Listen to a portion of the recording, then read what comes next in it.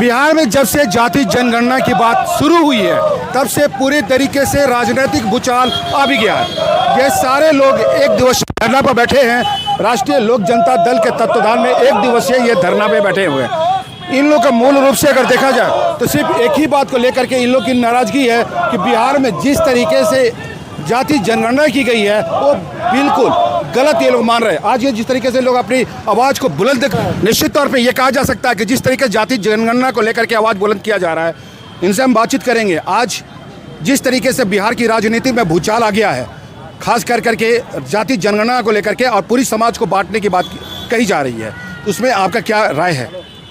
ये माननीय बिहार के मुख्यमंत्री नीतीश कुमार जी पूरे समाज को, हर समाज को ये बांटने का काम किए हैं, कुछ एक दो को समाज को छोड़कर, और हर समाज को बांटने का ये उन्होंने काम किए हैं। ये अपना राजनीतिक आंकड़ा दिखाकर राजनीतिक मैंने खेल खेलने के लिए मैं आपको बताना चाहता हूँ कि यही बिहार सरकार 15-16 में इनके समान प्रशासन विभाग ने जो सर्वेक्षण कराया, मैं तीन समाज का ये आंकड़ा बताता हूँ, उससे आप और पूरे बिहार की जनता जान जाएंगी।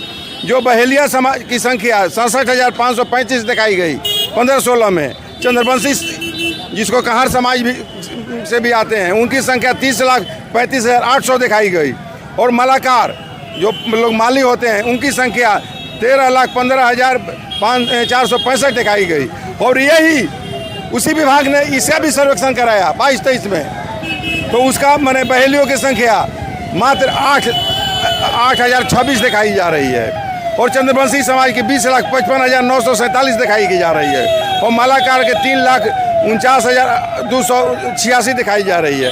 तो ये आपको बता दें कि वही विभाग ने इस बार भी कराया, उस समय संख्या इतना थी, और आप जब करा रहे हैं तो संख्या इतनी हो गई, लोग कहाँ गए? तो इन्होंने आंकड़ा का खेल खेला है कि इन लोग का भी औकात है। उसी तरह कुशवाहा समाज का भी इन्होंने आज 55 लाख दिखा रहे हैं, और जांगी समाज को 3,36,629 दिखा रहे हैं।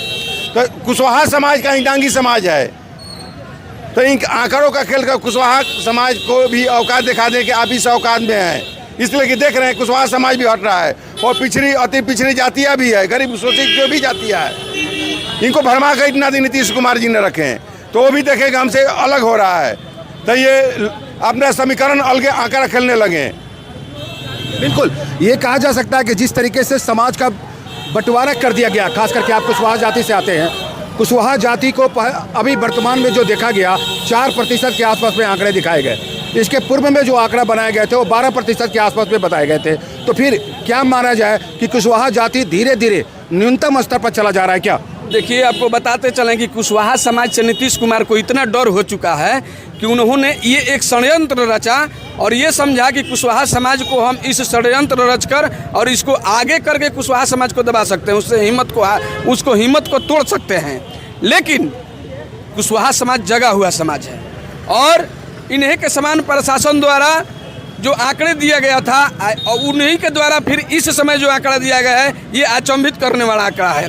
तो मैं नीतीश कुमार जी को बता देना चाहता हूं, आपको शर्म आनी चाहिए थी कि जो 17 सालों से आपके साथ कदम से कदम मिलाकर जो समाज चलने का काम किया, उसके साथ इतना बड़ा धोखा किया कि उसको हिम्मत को तोड़ दिया जाए। तो शायद नीतीश कुमार को भूल है, और नीतीश कुमार के जो नीतीश कुमार हैं उनको कुर्सी से उतारने का ये कुशवाहा समाज काम करेगा। जी बिल्कुल, लेकिन एक तो सबसे आश्चर्यजनक जो आंकड़ा इसमें पेश की गई है, खास करके बिहार की राजनीति में 2024 की चुनाव अभी आगामी होने जा रहा है, बहुत कम अब समय भी रह गया है, तो अचानक जाति जनगणना को लेकर के जिस तरीके से सर्वे आया, खास करके अभी हाल में सुप्रीम कोर्ट ने भी इसको संज्ञान ले लिया, लेकिन तमाम गतिविधि जिस तरीके से बंटवारा को लेकर की गई है, क्या लग रहा है 2024 का जो चुनाव होगा उसमें ये समीकरण बेहतर साबित कर पाएगा क्या नीतीश कुमार को?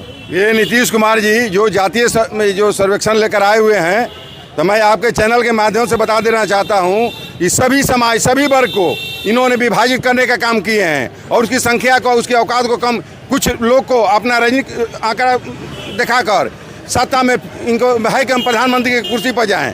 तो ये जो इनकी सोच है, तो बिहार की जनता, सभी समाज के वर्ग के जिनको आंकड़े कम दिखाए हैं, और खासकर मैं कुशवाहा समाज से बिलोंग करता हूं, तो मैं आपको बता देता हूं कि माननीय नीतीश कुमार जी की राजनीतिक सराहत 2024 में ये सभी समाज कुशवाहा वर्ग के साथ मिलकर 2024 में इनकी सराहत करेगी, और 2025 में इनकी राजनीतिक बर्खी भी कर देगा। आप इसे किसे दोषी मानते हैं? खास करके अभी महागठबंधन का सरकार है, नीतीश कुमार और खास करके लालू प्रसाद यादव, जिसे पूरी तरीके से चाणक्य कहा जाता है खास करके राजनीति में, तो आप इन दोनों की गठबंधन को लेकर के सबसे ज़्यादा फायदा किसको दिखाई दे रहा है? सबसे ज़्यादा फायदा तो ये लालू जी के राजत्व को दिखाई दे रहा है, और नीतीश कुमार जी यही खेल खेल रहे हैं कि उनके साथ मिलकर हम आगे का अपना राजनीति करें। तो इस बार उनकी राजनीति 2024 में हम आपको बोले कि बिहार की जनता इनका श्राद्ध करेगी और 25 में की बर्खी कर देगी। जी बिल्कुल, हम एक ब्राह्मण से भी बातचीत करेंगे। ब्राह्मण भी यहाँ पे मौजूद हैं, जो खास करके जिस तरीके से जनगणना को लेकर के ब्राह्मण समाज को भी आजकल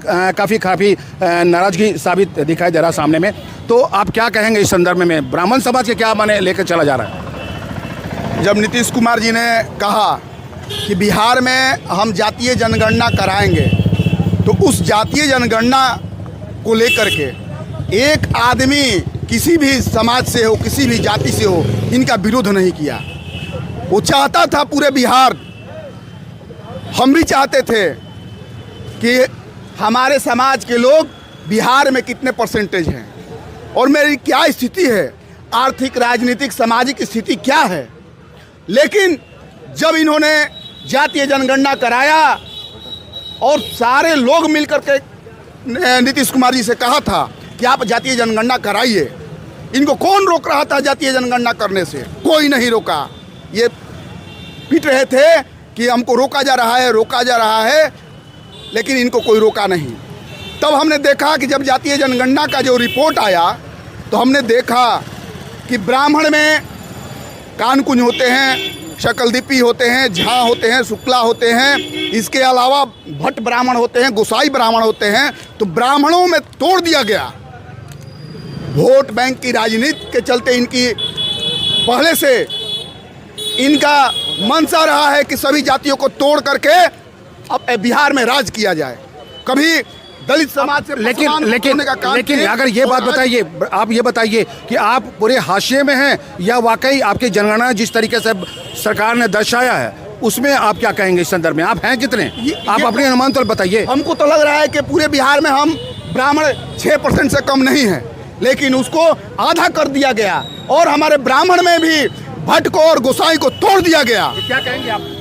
हम पूरी तरीके से नीतीश कुमार जी के जातीय जनगणना के सर्वेक्षण के सर्वे का विरोध करते हैं, क्योंकि उन्होंने जो आंकड़ा दर्शाया है, खास करके मैं भूमिहार समाज से आता हूँ और हम लोगों को भी कम दिखाया गया है, जिनसे उनको तो ये पता है, लालू जी को और नीतीश कुमार जी को पता है कि भूमिहार, ब्राह्मण, राजपूत और लाला मुख्य रूप से ये हमारे वोटर्स नहीं हैं। तो गठबंधन से चुनाव लड़ेंगे तो जो माननीय नरेंद्र मोदी जी को मजबूत करेगा, हम उनके साथ रहेंगे 2024 के चुनाव में। ठीक है, इसलिए हम देख रहे हैं कि हमारी संख्या इसलिए कम बताई जा रही है कि उनको लगता है कि हम उनके वोटर्स नहीं हैं, इसलिए हमको जनसंख्या के तौर पे कम किया जाए ताकि हम हताश हो जाएं। ऐसे होने वाली बात नहीं है। आपने भी सुना होगा कि जंगल में शेर की संख्या बिहार में या फिर कई देश में शेर बहुत कम बचे हुए हैं, लेकिन जंगल का राजा वही है। इसलिए होश में रहना पड़ेगा। आगे हम लोग 2024 के चुनाव में, 2025 के चुनाव में उनको गद्दी से उतार फेंकने का काम करेंगे। सभी जाति, सभी समुदाय के लोगों के साथ मिलकर हम अपना एक संख्या बल बनाएंगे और उनको बताएंगे कि जो आपने भ्रम पाल रखा है वो आपका भ्रम गलत है। बिहार की सियासी राजनीति में जिस तरीके से उबाल है, उस उबाल में निश्चित एक अच्छी समीकरण सामने में दिखाई देगा। खास करके जिस तरीके से जाति जनगणना जातियों के आधार पर बांटी गई है, उसकी जो श्रृंखलाएं तैयार की गई है, निश्चित तौर में उसकी आंकलन कम की गई है। तो देखिए, शुरू से हम लोग जातीय जनगणना के खिलाफ नहीं थे, लेकिन जो जाति जनगणना में विसंगति है उसके खिलाफ हैं। हम भूमिहार समाज से आते हैं और हमारी समाज की संख्या कम दिखाई गई है। हम मानते हैं कि जो शिक्षित वर्ग है वो जनसंख्या नियंत्रण जो भारत सरकार और बिहार सरकार की जो भी मंशा थी कि जातीय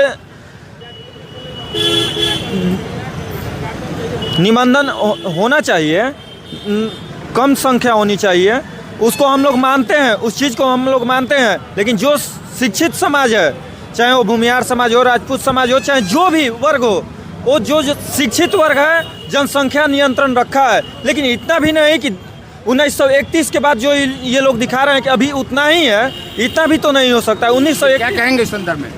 हम राजपूत समाज से आते हैं। हम नपुंसक थोड़ी हो गए हैं जो नीतीश कुमार माननीय मुखिया जी हम लोग राजपूत समाज का जनसंख्या सीधा कम कर दिए हैं। 2011 की जनगणना के अनुसार हम उससे बाद बच्चा उच्चा पैदा नहीं किए हैं कि हमारी आबादी नहीं बढ़ी है। ये नीतीश कुमार को मतलब ऐसा घोटाला पूरे विश्व में कोई घोटाला नहीं हुआ है। इसको क्या मानते हैं जिसे आपने सीधे तौर पे लिखा विसंगतियों के खिलाफ, तो संगति की स्थापना किसे मानते हैं, किस राजनीतिक पार्टी को मानते हैं? हम जदयू राजनीतिक पार्टी को मानते हैं ना बिहार में, यही ना। लेकिन जदयू अगर संगति में है तो विसंगति कौन है? विसंगति उसके साथ आरजेडी है, आरजेडी। बिल्कुल बिल्कुल, ये सीधे तौर पे कहा जा सकता है। जिस तरीके राजनीति में विसंगति शब्दों का आपने इस्तेमाल किया है, तो संगति किसके साथ है? देखिए, जातीय जनगणना जो नीतीश कुमार और लालू यादव जो बड़े भाई और छोटे भाई जो मिल के पूरे बिहार को बर्बाद करने पर लगे हुए हैं, और दोनों लोगों की मिली भगत से ही हुआ है। गणना ठीक हुआ है गांव में, कुछ गांव में नहीं भी हुआ है, लेकिन इन्होंने जो आंकड़ा पेश किया है वो सोची साजी रणनीति के तहत किया है। इन्होंने कम दिखाया है। सामाजिक, राजनीतिक, आर्थिक जो स्थिति है हर जाति की, उसको इन्होंने बहुत कारीगरी से, जैसे दलित से महादलित बनाए, मुसलमान से पसमानदा बनाए, उसी तरह भी पाठक जी बोल रहे थे कि भट्ट का अलग गिनती, इनका अलग गिनती। क्या मामला है नीतीश कुमार जी? बिहार के लोगों को अब क्या बताना चाहते हैं? हम लोग जातीय जनगणना के पक्ष में हैं, लेकिन आपने जो विसंगतियाँ कराई है, आपने हाई कोर्ट में जो केस कराया था, ये दूसरे लोग नहीं कराए थे। नीतीश कुमार खुद अपने लोगों से केस कराकर इसको रोकने का काम किया था, और कहते हैं कि दूसरे लोग करा दिए।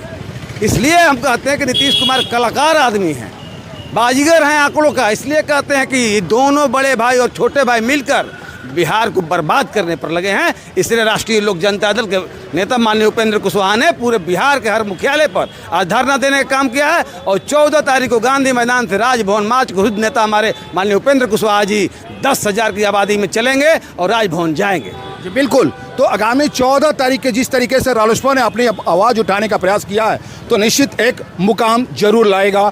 अब आने वाला वक्त ही बताएगा कि किस तरीके से राजनीति की पहल इनकी आगे की ओर ले जा पाएगा। ये है एपी न्यूज नेटवर्क और आप देख रहे हैं आखिर प्रहरी, खबरों की पड़ताल तह तक।